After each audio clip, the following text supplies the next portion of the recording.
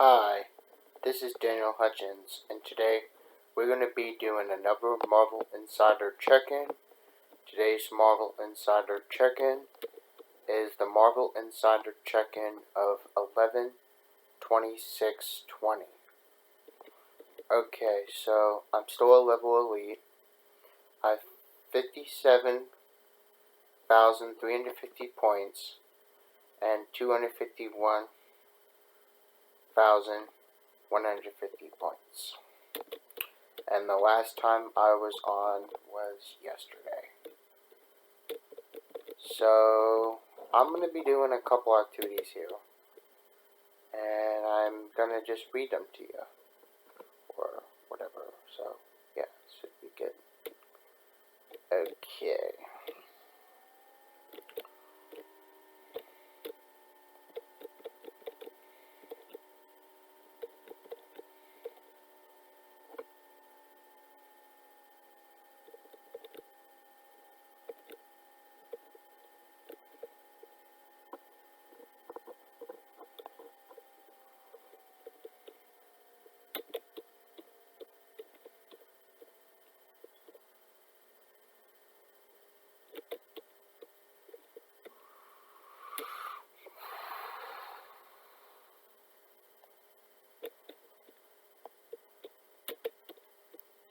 Okay, so I'm going under a different tab, and I am going to do some activities here. Okay. So first activity we're going to be talking about is Destruction Arise with the X of Swords finale. Okay, so find out what happens as the X-Men crossover comes to a close. And this was published on November 25th of 2020, which was yesterday. So, warning, this article contains spoilers. Please read on your own risk. The X-Men have been put into a tight spot during X of Swords, now that the end has arrived. But there's a real question about whether the X-Men will still exist as the team that we've known. The Dawn of X was about mutants turning the page for a new era. And there's a similar sensation at the conclusion of this Marvel event. Yet the new paradigms may still offer some surprising outcomes.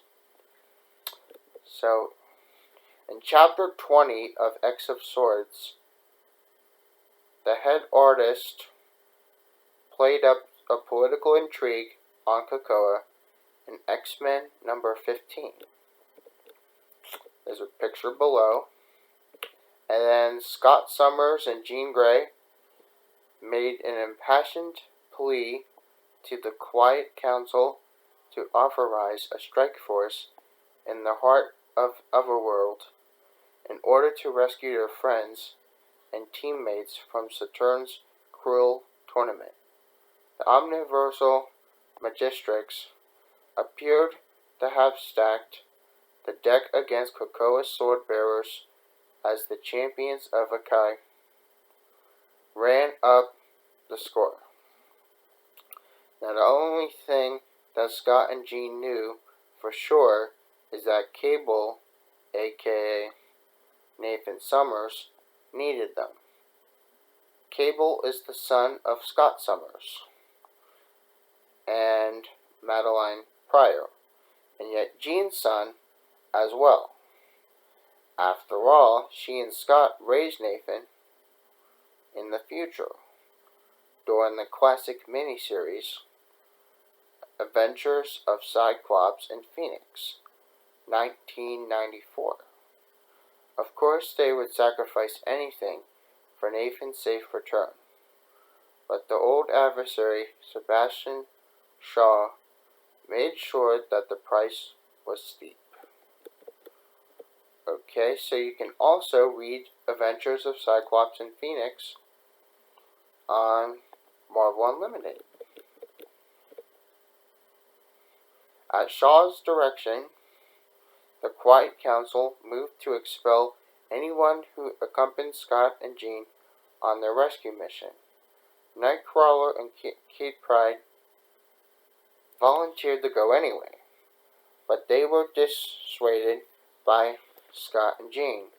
Emma Frost half-heartedly asked Scott if he wanted her to go, but she subtly supported him by placing the Stepford Cuckoos at his disposal. The ancillary matter features a troubling decree from the Quiet Council that surely has Shaw's fingerprints on it. The ruling states that the Quiet Council wants the X-Men moniker to be retired because they feel that it is the best interest of Krakoa and all mutants. If the only authority in higher representation rests entirely with the Quiet Council, so from this day forward, the X-Men were no more. Well, we'll see about that, but first, the rest of the issue dealt with the final battle in a tournament. Thanks to Gorgon's sacrifice, the score was tied at 19 between Krakoa and Arakko. Fittingly, Apocalypse and his estranged wife, Genesis, were the last combatants. Apocalypse was even able to convince Genesis to fight without the helmet of annihilation, which had corrupted her, of course. In terms of pure skill and power, Genesis simply outclassed Apocalypse, which allowed her to shatter his sword. Apocalypse remained unbowed despite his injuries. He even managed to secure Genesis' sword for himself, while striking a seemingly fatal blow. However, Apocalypse declined to finish off his wife, giving Annihilation the ability and the opportunity to once again seize control of her body.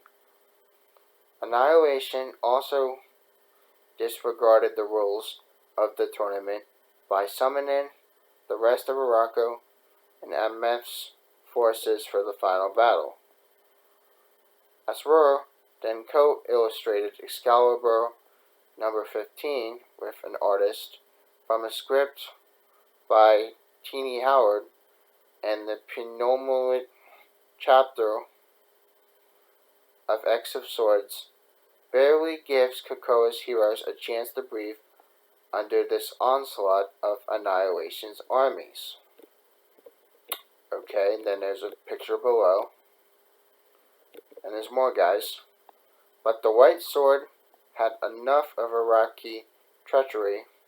Without calling upon his favor yet, the White Sword and his soldiers simply abandoned the grown battle because it was not the one that they came to wage. The White Sword won all of his matches in a tournament and thus lived up to his side of the bargain.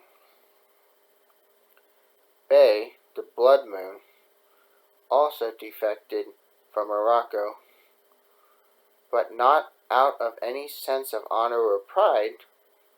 Instead, Bay has shown that she truly loves her new husband, Doug Ramsey, so much so that Bay didn't hide her intentions from the Iraqi, and she literally knocked over some of the X-Men's heaviest hitters to spirit Doug away to safety. Because Bay's communication is based solely on her ability, the Doom Note, and Doug is the only person who can't understand what she's saying. Regardless, Doug's words were enough to convince Bay to fully switch sides and stand with the X-Men. Meanwhile, the Sword Bearers were joined by Jubilee, who returned to save her human son from Saturn's grasp. As the battle raged on, Saturn retreated into a starlight citadel with Shogo still in his dragon form and still under her control, Saturn took the crystal pieces that were once Betsy Braddock and resembled them into a mosaic on the floor. This was part of Saturn's design from the start. But not even she was prepared for what was to come next. Recall that the Captain Britain Corps was destroyed in New Avengers 2013, number 30, during the build-up to the Secret Wars 2015, and nearly every member in the Corps was an incarnation of Betsy's brother, Brian. Okay, and you could also read New Avengers 2013, number 30, on Marvel Unlimited.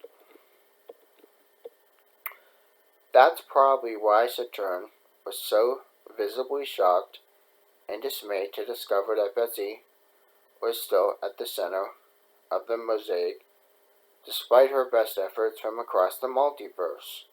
A new Captain Britain Corps was called, and every member was an incarnation of Betsy.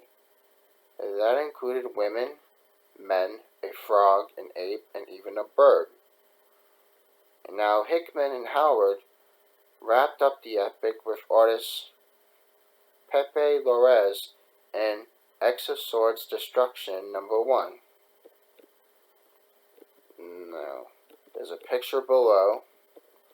The new Captain Britain Corps briefly turned the tide in the battle, before Annihilation summoned all of the remaining monsters of Amenth. Saturn's prophecy for the X-Men named 9 swords for Krakoa. It wasn't until this issue that it became clear what the 10th sword was. And at this darkest hour, the X-Men arrived in Otherworld on the peak. And Swords, former orbital space station, yet even this influx of mutant warriors was seemingly not enough to win for the day. Instead, with Cable realizing what Saturn had in mind all along, with the help of his parents and magic, Nathan Summers unleashed the alien threat from Cable number 5 on the forces of Amenth and Arakko. Okay. But in the end, it all came down to Apocalypse, who had finally become the hero of his own story. He defeated Genesis and took the helm of Annihilation as his own.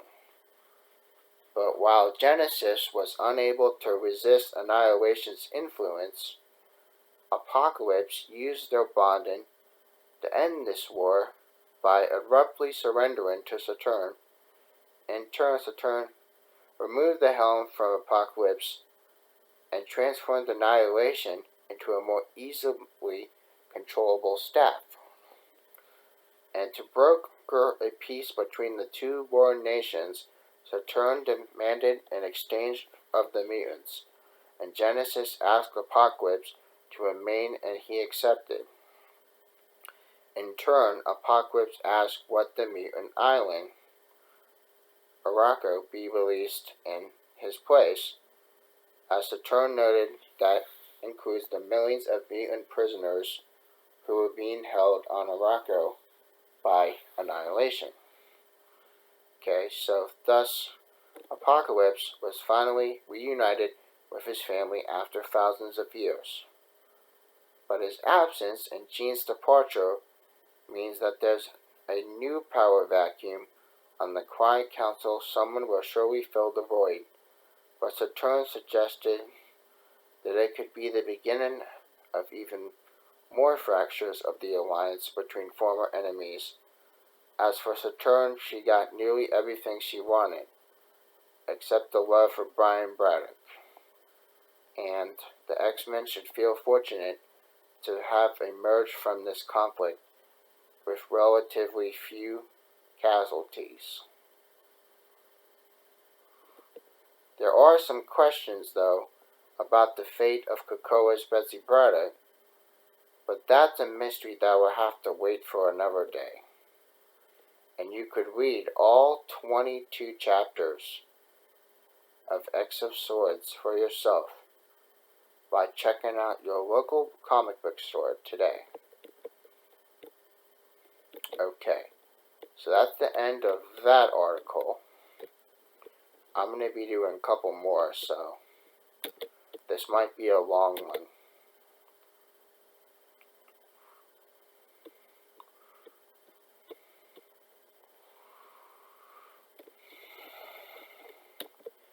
Currently, I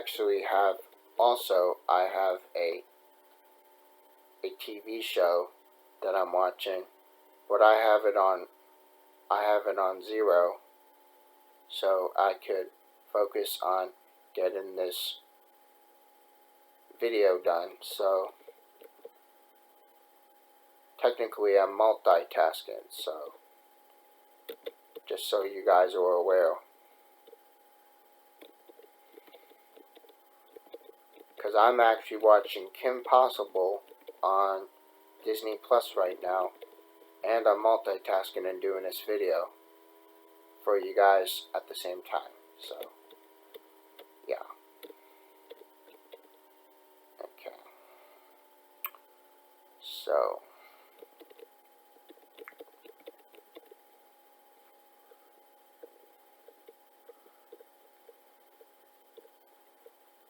okay. Next article we're doing is Spider-Man's Strangest Slugfest. This was published on the 24th of November. So join Peter Parker for a brawl down memory lane. Hey heroes, by now you probably heard all of the hows about Amazing Spider-Man number 53. And the fight to end all fights therein, right? So listen, it's promising to be a slugfest you wouldn't want to miss. True believers even stacked up against other significant Spidey slobberknockers of the past. Okay.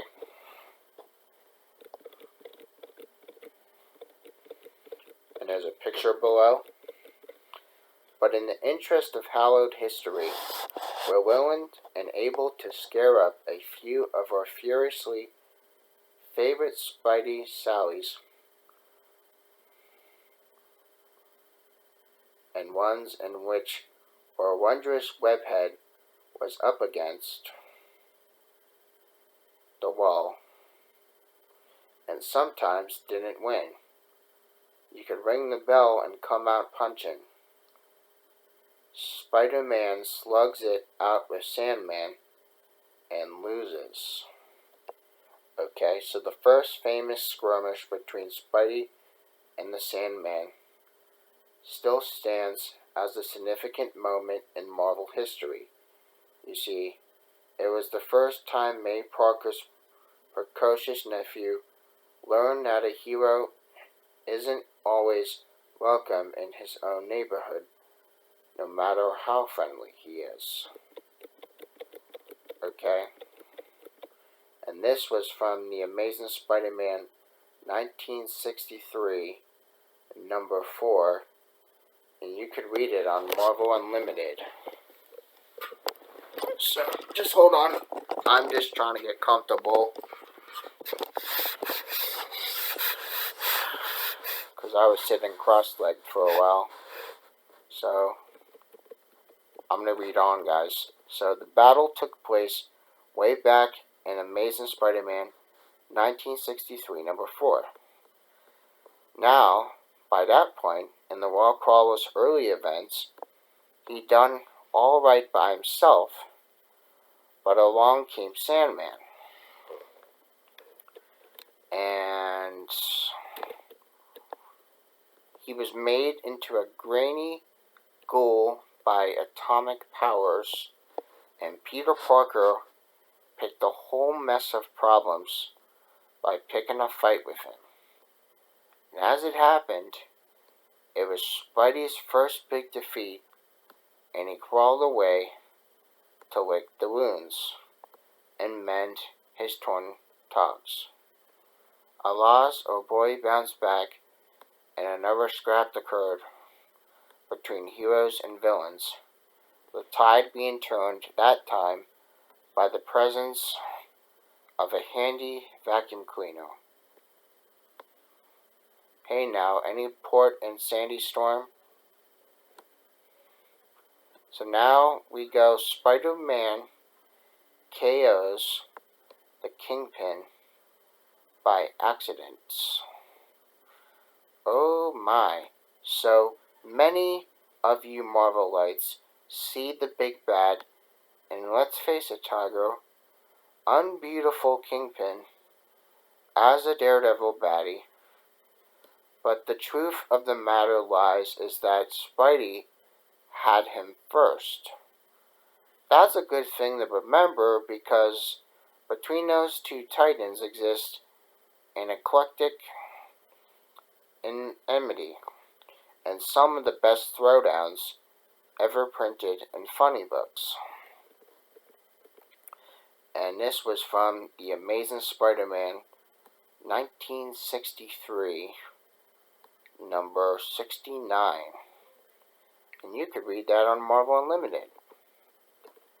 So one of our most favorites took place in Amazing Spider-Man 1963, number 69, right in the middle of the Stone Tablet saga. And you could research about it. A moment in time, forever was sketched into the hallowed halls of the House of Ideas. Why? Because it's old Kingpin. He's had Spidey on the ropes, and if it wasn't for a strange twist of fate, we might have ended up with a magazine named Amazing Four Bushmen. Now see, that curious cue ball got his big ham fist on the web swinger's arm and wouldn't ease up on the throttle, and Spidey was thrown in the towel. If you know guy, that's not something that happens every day.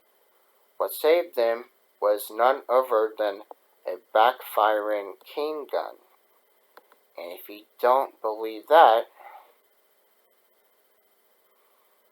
you could look it up. Okay, so the next one is Spider-Man fights Firelord and wins. Okay, so now for this one, let's take a minute to reflect upon one of the greatest Spider-Man slugfest of them all. And that is, our hero's been known to have it all over on terrestrial terrors and earthly enemies. But when it comes down to beings from the cold, dark reaches of outer space, well, that seems to us that Spider's gonna be smashed. So that story is actually The Amazing Spider-Man 1963, number 270. Okay? So, not so in your now legendary Amazing Spider-Man 1963, number 270. It was during that time when the not-so-bashful Beyonder, if you remember him, has came to Earth and set off a whole chain of unfortunate events. One of those led to dirty looks exchanged between Spidey and a former herald of Galactus himself, Firelord. But we're here to swear on a stack of X-Men mags that Puny Parker pulled it out and won big time that dazzling day. So we can see him now. And this, then, he had a new black costume, piling punch upon punch upon punch on a dazed and dumbfounded Fire Lord. Before the spaceman staggered and shrunk until he was out cold. And then the Avengers showed up just then to bring Spider-Man back down from whatever place he was pulled out of, the gumption to take on such a big target, and we readers sat back to savor the scene and how sweet it truly was. Okay, so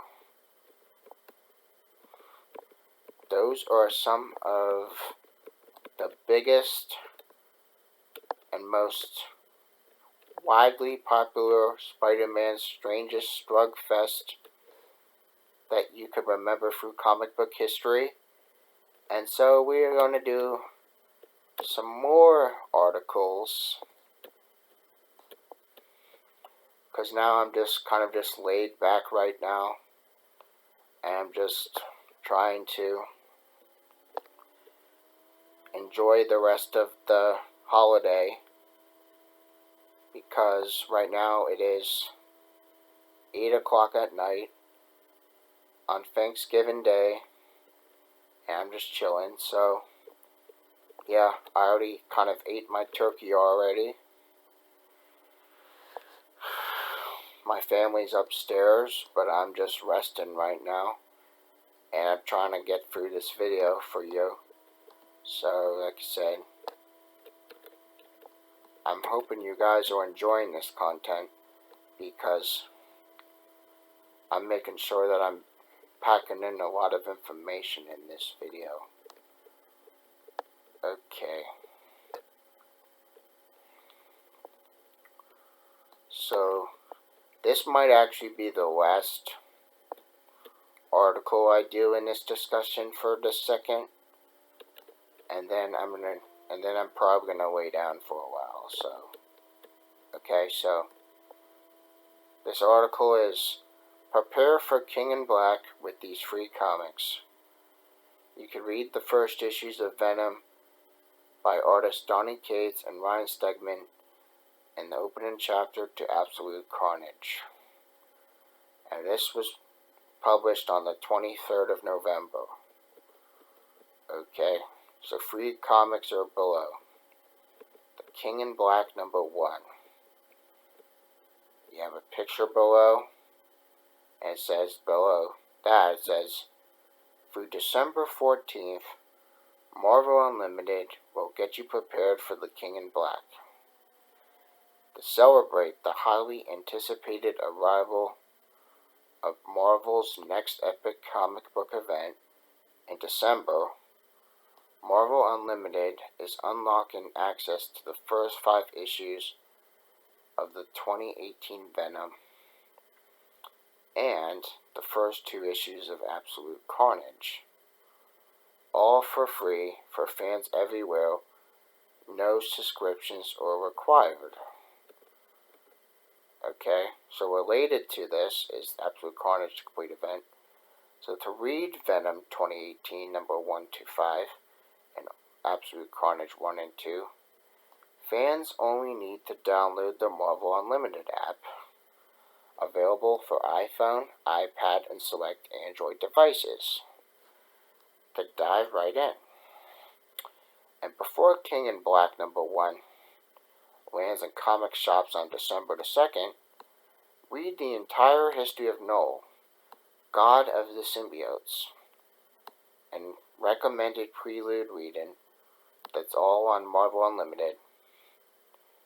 And if you're a member of Marvel Unlimited, you'll know that it's $60 for your first year. You can gain instant access to the comics and storylines that will get you ready for the next definitive chapter in Donny Cates and Ryan Stegman's groundbreaking Venom run. You can just use the holiday code. Holiday60 is the code. So I repeat, this code is Holiday60. And the word holiday is in all capital letters. So capital HOLIDAY 60 at checkout.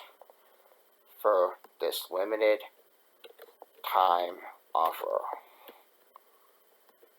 Okay, so a threat years in the making from Knowles' death marches across the galaxy and finally hits Earth in King in Black with an army of thousands of symbiote dragons at his beck and call. Eddie Brock, aka the Venom, has seen firsthand the chaos that even one of Knowles' symbiotic monsters can wreak. Will he survive an encounter with the god of the abyss himself? Now that's a really good question. And there's actually a trailer down below. Okay, so great prelude reading before this takeover are the first issues of Venom begin a saga beneath the streets of New York, where an ancient and primordial evil awakened. With it, something equally evil awakened in the most wicked of web-slingers, Venom. The symbiote may still be a lethal protector of innocence in New York, but this never-before-seen threat nearly forced Venom to relinquish everything it holds dear, including his human host. And you could read Venom 2018, #1, on Marvel Unlimited. And also, in last year's Absolute Carnage, Caitlin Stegman put the sinister symbiote through hell again by resurrecting his ultimate foe, Cletus Cassidy, aka Carnage, and no one was safe. And on the hunt for every superhero in the Marvel Universe who's ever worn a symbiote, Carnage and his cult set their eyes on some of our favorite Marvel heroes, including Spider-Man, Deadpool, and even the Avengers. You could actually read Absolute Carnage 2019, #1, on Marvel Unlimited. Marvel Unlimited is your one-stop mobile and web destination for just about every Marvel comic you can think of, with an ever-expanding library of over 28,000 Marvel comics and titles fully curated for every Marvel fan, collecting classics and news stories just 3 months after they hit the shelves.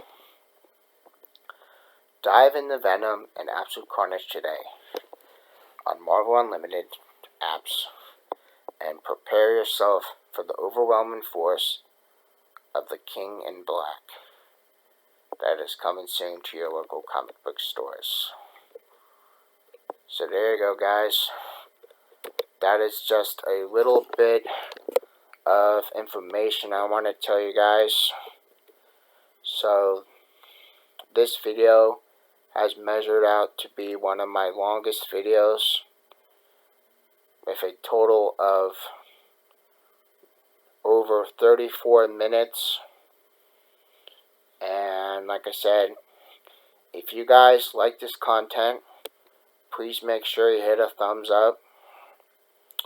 And if you don't like this video, that's okay too.